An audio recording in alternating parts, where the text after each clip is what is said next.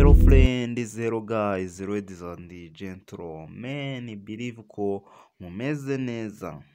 Kasongo yeye Mombali nanga Kasongo mbona wewe Songa libala. Yes, twatuje muri kakanya kacu kano nawe aho turebera hamwe amakuru yiriwe acaracara imbuga nkoranyambaga. Tugiye guhera muri Repubulika ya Demokarasi ya Kongo, habo abarenga 1500 bishwe n'umutwe wa ADF muri teritwari ya Rubero, intara ya Kivu y'Amajyaruguru mu burasirazuba bwa Repubulika Iharanira Demokarasi ya Kongo.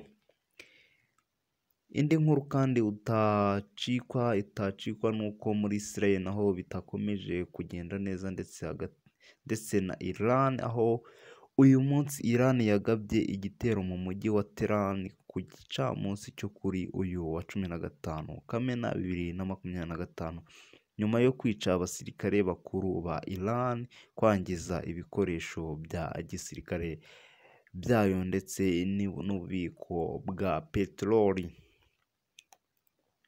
Dukomeza rero ku yindi nkuru nuko kuri uyu wa gatandatu tariki ya 14 Emipro wamenyekanye mu ndirimbo zo guhimbaza Imana ahanini z'abakatolike, nawe yaraye arushinze kabisa.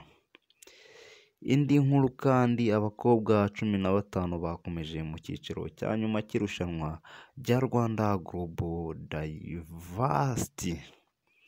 Dukomeza rero n'indi nkuru isa nkaho yatuzinduye kabisa, inkuru y'akababaro nuko Chris Ize ndetse n'abandi abasitari bamushigikiye bamuherekeje mu muhango we wa nyuma wo gusezera kuri nyakwigendera, aho bagarukaga ku byo byamuranze ndetse n'ibindi bitaramo bikorerwa abantu bitabye Imana, cyane cyane iyo ari abantu bazwi nk'abangaba ntibamushyingura batabanje kukanyuzaho. Umva mu kiniga cyinshi amagambo Chris Ize yavuze agaruka kuri mama we. Shimira mwe mwese tubanye, ciao nawe yacu naka garuka.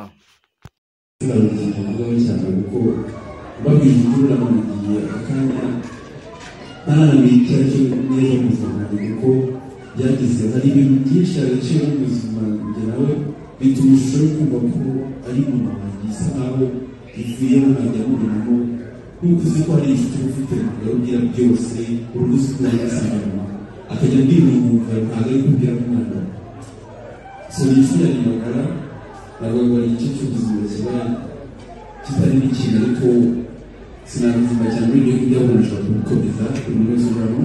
Nashaka kubwira ko buri wese wari umwizeye ikintu cyangwa umwizeye ikintu, uwo mutwaro cyangwa se icyo cyizere cyiyumvire ko ntabwo kigera biturwana gukomeza tuzi